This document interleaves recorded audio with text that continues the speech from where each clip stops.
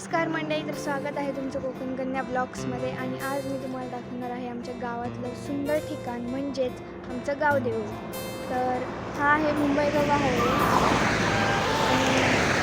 मला मम्मी एकटी पाठवत नव्हती, कारण ते गाड्या खूप सुटतात आणि मी मम्मीला कन्व्हिन्स करून मम्मी हा बोलली आहे मला. तर आज मी तुम्हाला दाखवते आमच्या गावातलं सुंदर असं मंदिर. तर मित्रांनो, हे आहे आमच्या गावातलं सुंदर मंदिर.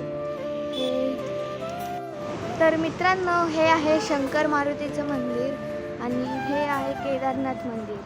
तर मी तुम्हाला पहिले केदारनाथ मंदिर दाखवते. आणि ही आहे तुळस.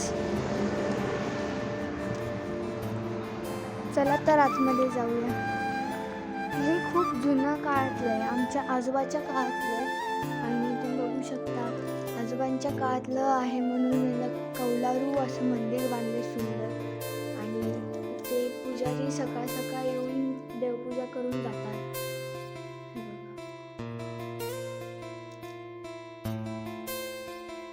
आणि इथे पण एक देवाचं प्रतीक असं आहे.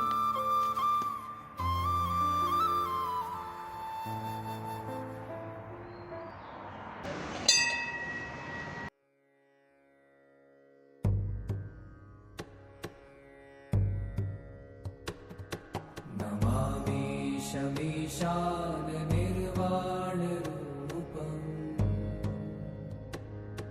विभुं व्यापकं ब्रह्मवेदस्वरूपम्. तर मित्रांनो, हे आहे आमचं गावाचं मंदिर. आणि हे सगळे देव आमच्या शिमग्यात पालखीत लावतात. हे बघा, ही आहे आमची पालखी आणि ही खूप जड असते, पूर्ण लाकडाने बनली आहे म्हणून खूप जड असते. आणि हे सगळे देव आमच्या पालखीत असतात. तर मी तुम्हाला या देवांची नावं सांगते. तर ही देवी आहे आई कोटेश्वरी, ही आहे सुकाई, हे केदारनाथ, परत हे पद्मावती, काळकाई आणि महाकाळकाई. तर असे 7 देवांची नावं मी तुम्हाला सांगितली आहेत. आणि हे सातीच्या साती या पालखीत आम्ही शिमग्यात लावतो. आणि शिमग्यात खूप मज्जा येते या पालखीत. प्रत्येकाच्या घरी ही पालखी नाचवली जाते. ते होळी लागेपर्यंत, ते शेवटच्या मंदिरात पालखी आणेपर्यंत खूप मज्जा येते. आणि पुढच्या वर्षीची नक्की मी तुम्हाला शिमगा दाखवणार आहे.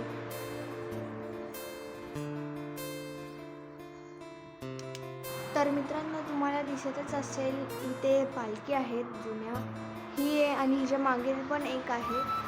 या नवीन पालखीच्या आधी या पालखीमध्ये देव बसवायचे आणि ही आता नवीन तयार केली आहे पालखी देवासाठी. तर मित्रांनो, हे पण एक देवीचंच प्रतीक आहे. तर मित्रांनो, आता आपण जाऊया शंकर मारुतीच्या मंदिरात. खूप सुंदर मंदिर आहे. ह्याला 2 वर्षच झाली बांधून. आणि हे आहेत कासव दादा.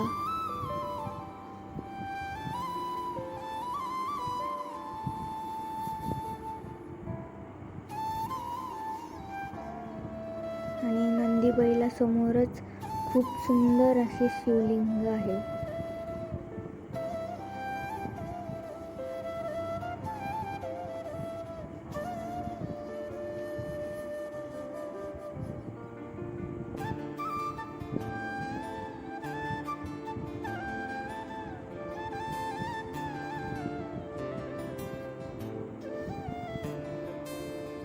खूप सुंदर असं नंदीबैला समोरच असं ठेवलंय शिवलिंगाच्या.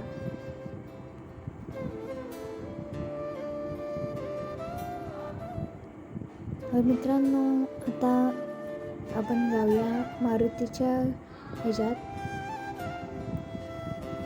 आणि ही आहे मारुतीची मूर्ती आणि संजीवनी आणतानाची आम्ही मूर्ती अशी लावली आहे.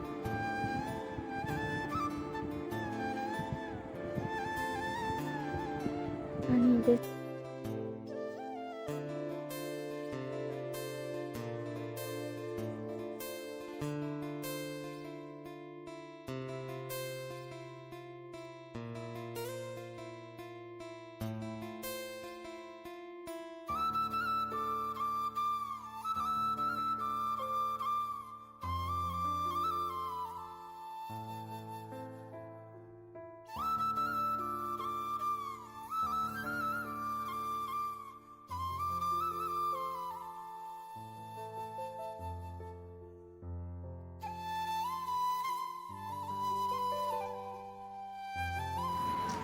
तर मित्रांनो, हे आहे आमच्या शिमग्यात पालखी ह्या सानेवर बसवतात, ह्याला सानेवर बसवतात. हे बघा, इथे पालखी बसते होम लागून झाल्यावर. तुम्हाला मी दाखवलंच असेल की तिकडे होम लागतो, तुम्हाला दाखवते.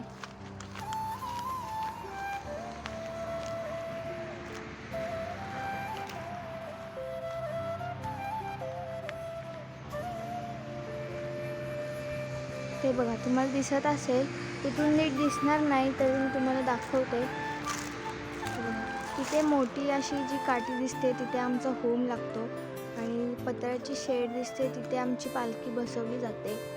आणि होम लागल्यावर तिथे पालखीचे 5 राऊंड झाल्यावर पालखी नाचवून तिथे सानेवर या आणतात आणि मग ती प्रत्येकाच्या घरी नाचवली जाते.